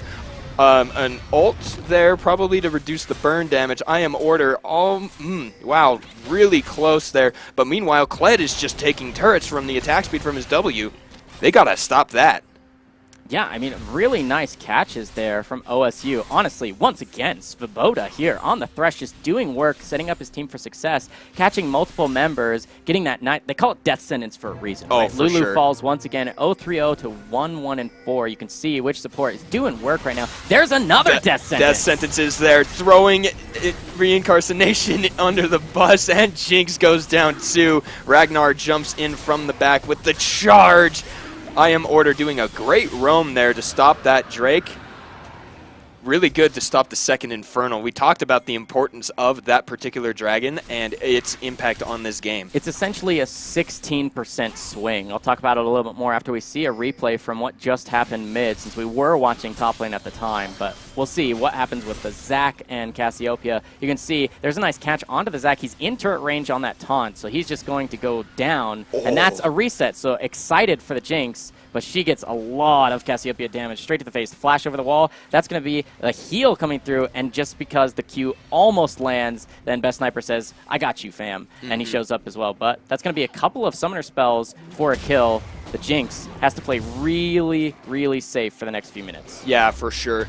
But, you know, fantastic showing here. We said we needed to see OSU changing it up to fight Colorado and to make sure they don't get ahead. Right now, they're not too far ahead themselves, but they're at least even. They're not 6,000 gold at 17 minutes down, and it's looking a lot better for OSU this game. Yeah. And with, again, those Infernals, Colorado gets one, and it's huge for their composition for the reasons I mentioned earlier. But denying it from OSU is essentially a 16% swing, because not only are you denying 8% from the other team, you're getting it yourself. So you're matching the 8% they already have. It's really important for them so as to not let OSU snowball out of control. Hey, once again with the snowballs, they got the new. But at this point, Jinx is so close to completing Infinity Edge. Caitlyn's slightly closer. When these two AD carries finish those items, then they're going to be doing way too much damage for the junglers to deal with. Just the Ninja Tabby's not going to do enough. When you are an initiator or a frontline champion, you need to at least have a little bit more armor than that. You have a decent health pool of both these champions, but you can't get melted, especially if you're on Colorado. I want to see more armor on this Zac, because if Jinx gets excited off of you, they get to chase down the rest. You can see Zac able to pick up this Rift Herald. That'll help his team get more towers and hopefully bring the gold lead to their favor. But oh, I guess that interaction does work. Grabbing the Lantern on the Miasma does not stop you. And now Colorado in a pretty good spot here. But Jinx is going to have better wave clear than Dapper Dave. James has to flash away from Best Sniper, who shows up on the Galio. They have decent pressure here on this turret. Ult for Ragnar is available, as it is for Vertex. Vertex is going to back up, and Ragnar's up on the top side. So this siege, I think, should continue. They can get this turret.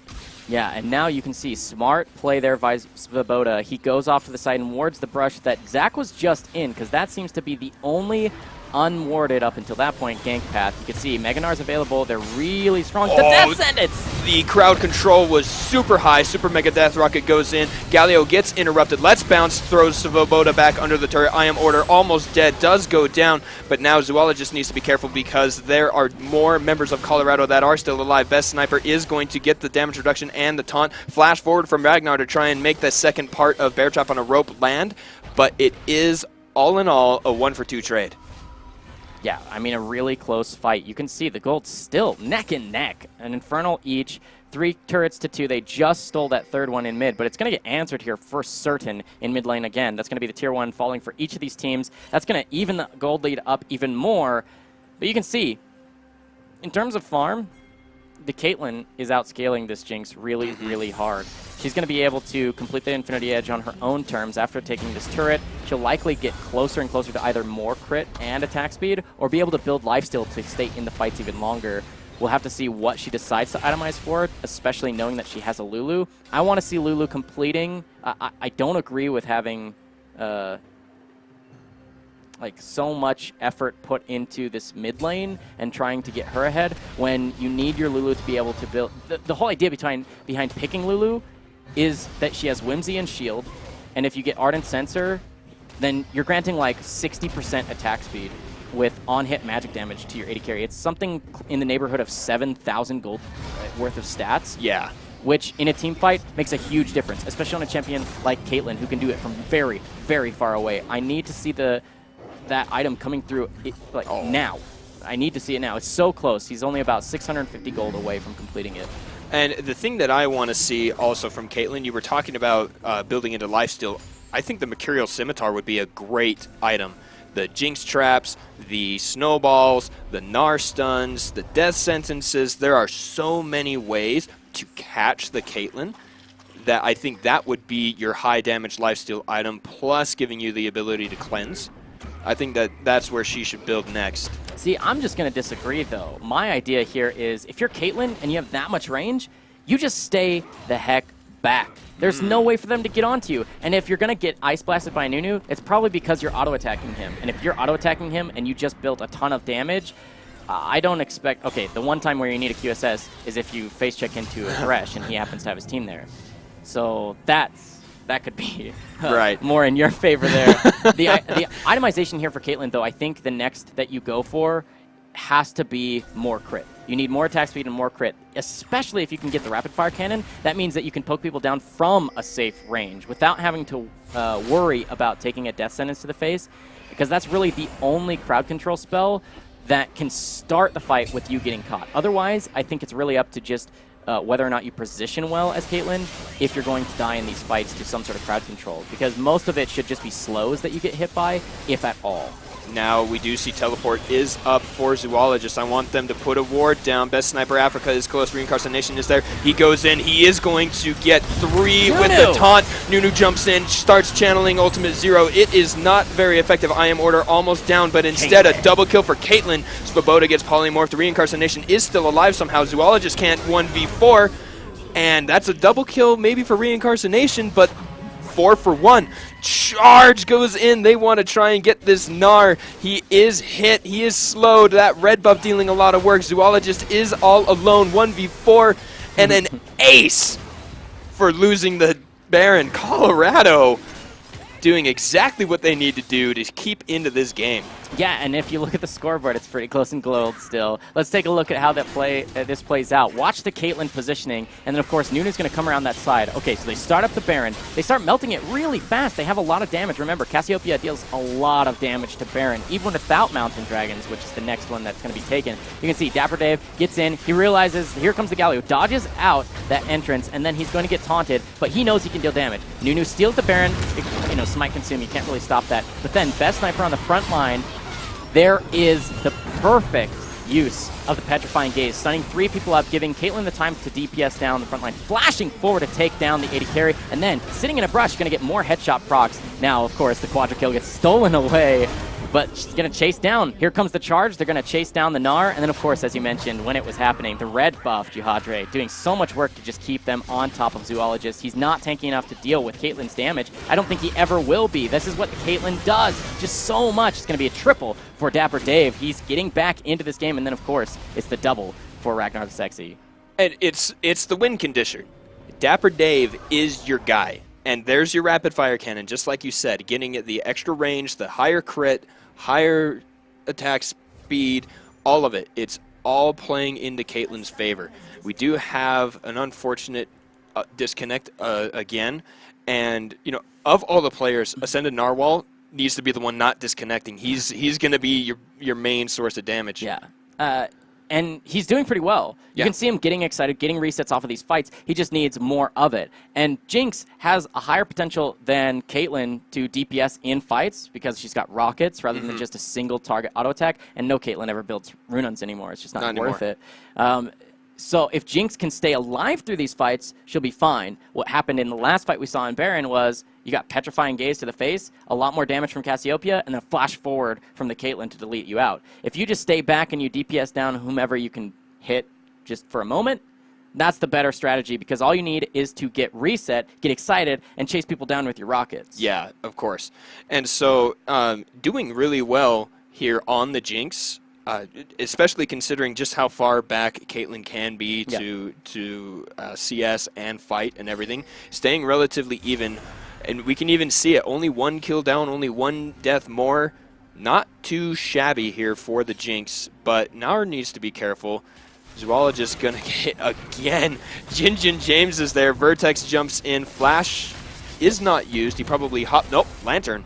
Yep. Got the Lantern from Svoboda. I like his name. That V right next to the S. Death sentence dodged out by Vertex. That's like his first miss. I know, he doesn't miss a lot, but there Vertex jumps in. Ooh, they get pulled. Bounces in. Svoboda does flash out. Reincarnation is going to take the Lantern, but Dapper Dave almost takes another hook. Wow. Svoboda doing pretty well. They do lose their bot side turret. Colorado pushing that. And now, not just the bot side, but now they do have first line into the mid lane. There's a really fast ultimate from Lulu and another one from Kled. Svoboda does go down, and they do still have front line onto this turret. It is stopped by Reincarnation and Zoologist who show up. Unlucky. Oh, but they four-shot the red buff. That's great, Dapper Dave. Yeah, it's a lot of damage from this Caitlyn. You can see if the trap's going down. There's the rapid fire cannon proc. It's a lot that this Caitlyn can put out, and it helps to siege the turret when you have that much range. And this one was already weakened significantly by Kled with his split push. Nice wave clear attempt here by the Jinx, but that puts her in a compromised position. Ragnar flashes forward to get the second part of Bear Chop on the rope. Veritex also helps out there. There's the leap away. And now there's a fight up in the top side, too. Reincarnation wants to get an ice ball. He gets the slow, but Order gets away. No one is going to be able to intercept it. I lied. Svoboda landing another hook. Order is going to not go down because Jin Jin Jams gets in with the ultimate. They take the turret. Dapper Dave is now in the front line. Going to be taking a couple hits from Gnar. And now there's the ultimate from Nunu. Best Sniper Africa gets a good taunt. Reincarnation still in the front. Svoboda also taking damage. Winds of War goes down. Dapper Dave is front lining this fight. No fear on the Caitlyn. Yeah, I mean, you don't need to be afraid. If Death Sentence is on cooldown, there's really nothing that can stop you from attacking. There are things that can deal damage and slow you, but there's very, very few remaining spells that can actually interrupt your ability to DPS fights. With the crit that she has, with the attack that she has, and of course, Lulu has now completed Ardent Sensor and can use Whimsy to help her DPS in these fights. The Caitlyn damage is just too much to deal with. You need more armor, you need more health, you need Randuins, you need more of that kind of defense in your front line if they're not going to get instantly deleted. And of course, that's without even talking about the second item Void Staff in the mid lane here from Cassiopeia, when they don't even have that much magic resist. It's really just the Abyssal Mask and now the parts that are coming through here for those stone plates. Solo laners. Yeah. Yeah. Need to get the magic resistance. Right now, Caitlyn is the bigger problem, but Cassiopeia will always scale. Like you mentioned earlier, no boot slot. Cannot buy boots. That's 6 full damage items, unless you count the Zhonya's and the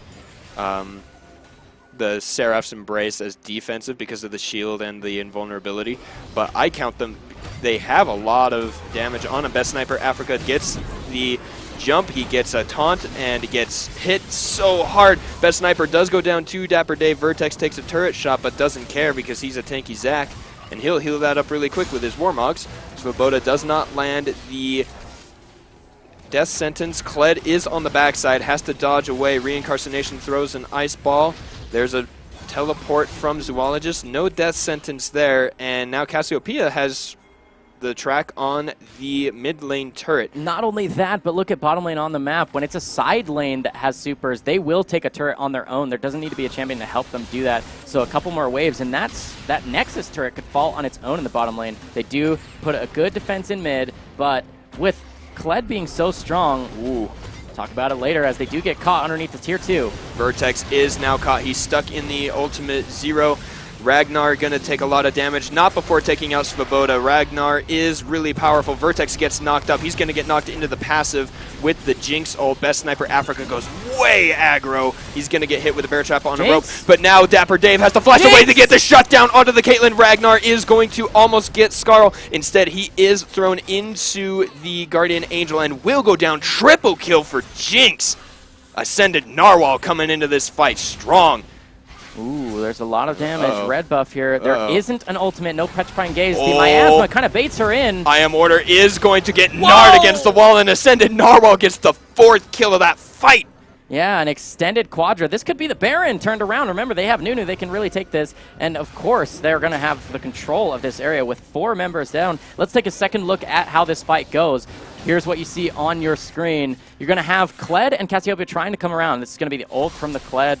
Had already been used under that tier 2, but pushed up. There's Zac who tries to start this fight, but he's kind of in an awkward position. Nice absolute 0 comes through. Ragnar the Sexy gets a catch onto the support, but you can see right now that's going to be the whiff on the Cassiopeia ult. Petrifying Gaze hits no one as Galio comes through. The Zac had gone deep once again. The Bloblets come out, and these are the reset potions, essentially, for this Jinx, and that gives her the attack speed and the extra damage, just running forward right into the Caitlyn, who doesn't have anywhere to back up to. She has to flash the wall, but the auto attacks will follow anyway. That's going to be the reset for the Jinx. She runs forward. Ragnar the Sexy is going to lose his GA, but oh my goodness, on the side of your screen, you could see the picture-in-picture. That's almost a steal.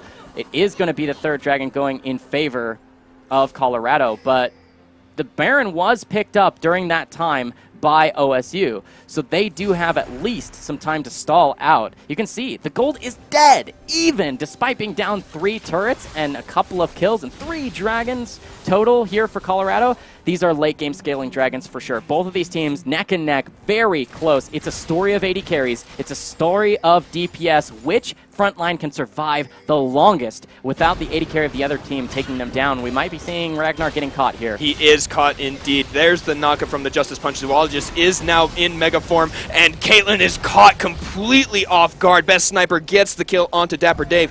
No one on OSU has gone down yet. Reincarnation does not hit with the absolute 0, and now they've got 4 men with the Baron buff ready to push on this turret. They're going to lay down the siege, and this is not looking good for Colorado. They weren't ever ahead, and neither was OSU, but now we're seeing everything starting to go OSU's way. They get the Baron, they get the fight, they get the follow-up fight where Dapper Dave is all alone. Yeah, they just took a couple members down on top of already getting the Baron just a few minutes ago, and they still have the time for Gnar to be in the bottom lane, keeping the base safe, and like helping, essentially let the Nexus turrets regen. But during that time, they're able to push. Jinx is so fast at melting down turrets if nobody's there to stop it. They've got minions. They've got Baroned up minions. So you can see they're going to break the base here. No questions asked within the next few minutes. There's still 20 seconds on a couple of members for Colorado, meaning there's no way that Jinx doesn't break this base open, get excited. They can either back off or rotate to another lane. We'll have to see what decision they make, but there's no way they don't get mid lane on this push. So now, one of the biggest things for Jinx is the recent change to her minigun. It used to be after you got 3 auto attacks, it would ramp up in attack speed. They changed it. Is it per level of the spell or just the later the game goes? It's level of the spell itself. So that means it is maxed out. Look at all of that, especially with the red buff. They take the mid lane turret, they take the mid lane inhibitor. There was nothing Colorado could do to stop that, and they have the enhanced recall. They can reset and get ready for the next push. Gnar already on the duty on the bot side. The inhibitor has respawned. No super minions to fight there. I like Svoboda's idea. He pinged on the way to go and stop the blue. He puts a ward there. They're not going to contest it. I would have liked to have seen that stolen away on the way out, because if you can deny that from the Cassiopeia, that's even more mono regen, her ability to kind of take these fights or take miniature trades before fights. Denying that could be pretty important. Not game losing to not do it, but it's a smart choice to steal away buffs on your way out. They didn't have enough time to do the red, but the blue was on its way back. As soon as they were walking by, you could see it, even with the mobility boots that Svoboda has. He walked by it right as it was spawning, put a ward on it. What I want to see here from OSU is going to be more of the same that they've done in the last couple of minutes, which is keep Jinx in the back line, bait in the fights, and then peel for the Jinx, or at least trap down whomever the single frontline target is for Colorado that's gone in. Most of the times this has been Zach. A couple of times it's been Ragnar getting caught on this Kled. Whichever one it needs to be, it looks like it might be Kled again if he actually gets caught here. You can see, here's the Nunu on the flank. Not going to catch him out. But if you can get Jinx excited, then it doesn't matter how fed Caitlyn is, because she can't match the movement speed, the chase potential on now a GA completed Jinx. Now we need to see Zoologist being really careful. I Am Order is there, wants to throw down the Miasma. Vertex tries to get the stun with the Stretching Strike. I Am Order taking so much damage. Look at Zoologist. He gets slowed from the ultimate, but not stunned. Polymorph and Dapper Dave does pick up a kill. That does leave 4 members of OSU on the bot side against only a Kled. They're going to take a turret for sure. Yeah, if not a couple of them. The recalls are coming through, but these are...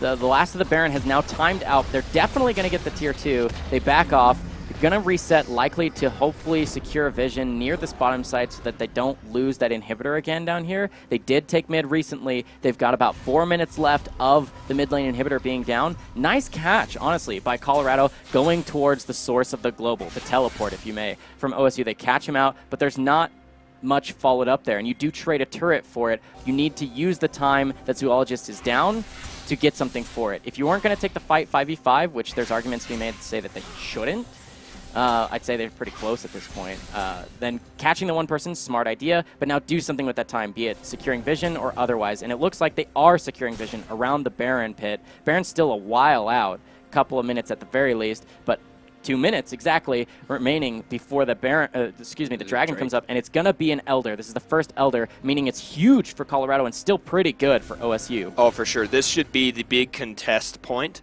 where you want to fight. You want to make sure that your team picks up that Elder Drake. The true damage burn, especially because it's going to double what Drakes you have. So even on OSU, going to make that 8% become 16, really, really critical.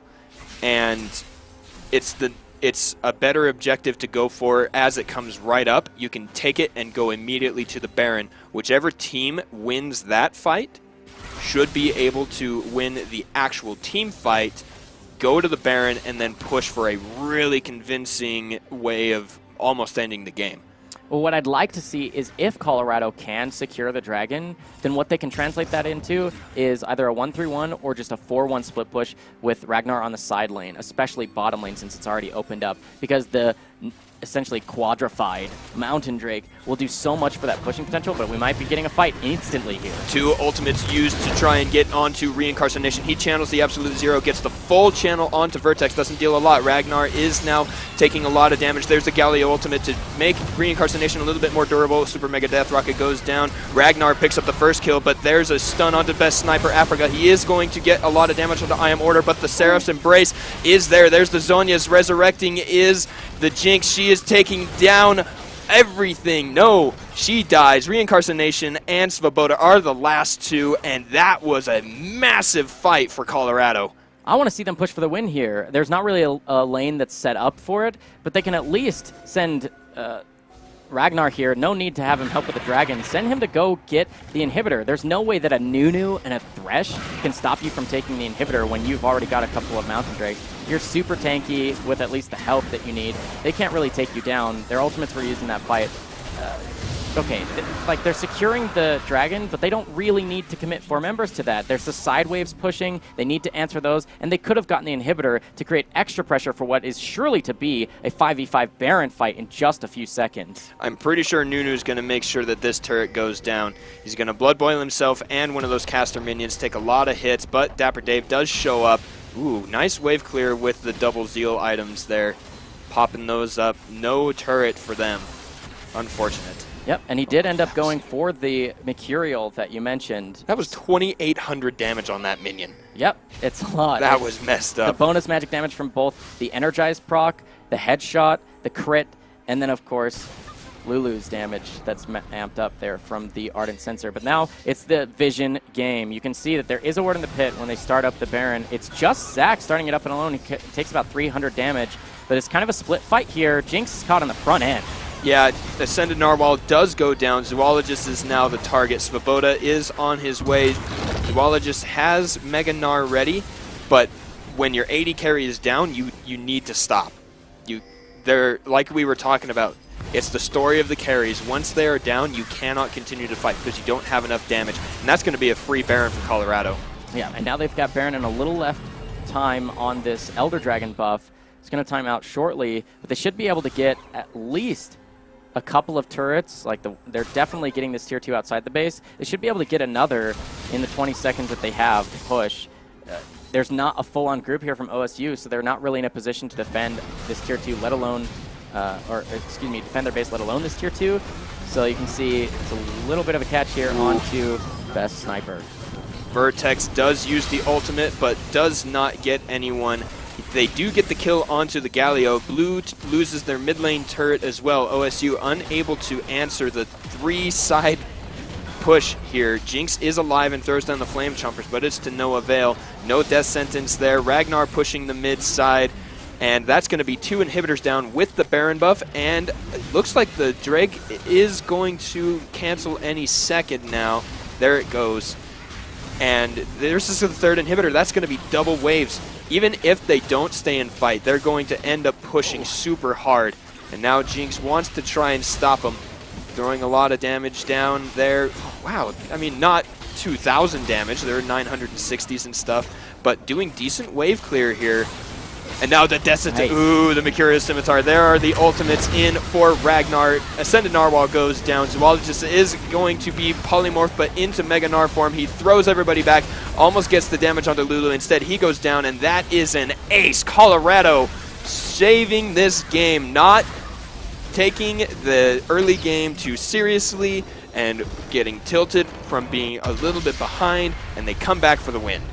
Yeah, I mean, really nice play, especially coming into the late game. They played a slow, steady, wins the race. I said that was true of OSU. And Colorado must have heard me because that's exactly how they played out the rest of the game. I mean, we saw in Game 1, they created massive leads for themselves, kind of played sloppy in the mid-game, ultimately won it. And then here, they kind of took a really close game and were able to say, here's our win condition. It's keep Caitlyn alive, DPS people down with Caitlyn, and, of course, Cassiopeia. Take fights when we can as a group. And when we win those fights, we just take as many objectives as possible off of it. And they played it cleanly into the late game. So really well played there by Colorado. Exciting for them. I'm sure they're happy about their first match win, second game win, 2 in a row here. Coming off of being 0-2'd last week to come back and 2-0 someone else, that's got to feel really good. It not just feel good, it's got to make you feel good about the tournament as a whole, because you may have been beat, but you just beat someone. That means the next game, even if you do get beat, you can beat someone. It changes your entire outlook on the tournament. Whereas for OSU, they've lost both of their matches. That's probably going to be a lot harder to bounce back, especially next week when they have to take on a whole new opponent, someone they're not familiar playing. It's a long series, though, right? You've got weeks and weeks to come where you can get your own wins. You can even start stacking those wins. Yeah. Just dropping a couple of matches early is not a huge deal. You do actually have to bounce back from it if you have hopes for playoffs. Again, it's like the top 3 out of 5 teams from each group. Yeah. So your hopes aren't gone by any means from dropping a couple of games early in the series. But that's going to do it here. We're going to take a quick look at today, what we saw today, as well as what to expect coming up on the schedule. You can see that's now Colorado going 1-1 in terms of match score, down to 0-2 for Oregon State. And then, of course, we're going to see on Monday, we hope you'll join us then, we're going to have Arizona, who did lose their first match here on PACG, taking on the new team, UCLA. They're the ones that we haven't seen yet, so we're excited to see them show up. But that's going to do it again for our broadcast here. Broadcasting live from the Einar Nielsen Fieldhouse at the University of Utah in Salt Lake City. PACG, a completely volunteer-run production. Like, all of us here are just on our own time, enjoying it for sure. If you didn't see, by the way, if you did not see Monday's games, you need to go check those out in the recent broadcasts in the history for University of Utah esports channel over there and PACG as well. Check out those games because they were amazing and a pleasure to cast. Tonight's games were good as well. Check those out if you came in late. And then, of course, join us for, we got other titles coming up, don't we? Yeah, on Saturday it's ULO. And, of course, in the meantime, we've got for PACG Hearthstone coming up on Thursday. Friday is going to be Rocket League, and you can check out that schedule on the Twitch channel here below, also on the PACG channel. If you want to follow the social media to keep up on those updates, it's at Pacific ACG. That's at Pacific ACG for Twitch, Twitter, and the like, Facebook as well. And for me, you can follow me on social media. I'm Superman. You can follow me at SupermanCasting, same handle for pretty much every single platform. And very simple, at Juhadre everywhere else. Yeah, thanks you guys for joining us. We hope to catch you tomorrow for Hearthstone, Friday's Rocket League, and then ULOL, it's not PACG, but it's ULOL matchup here on University of Utah Esports Twitch channel on Saturday if you want to join us for that. If not, League of Legends fans, back on Monday. We'll see you then. Have a good night.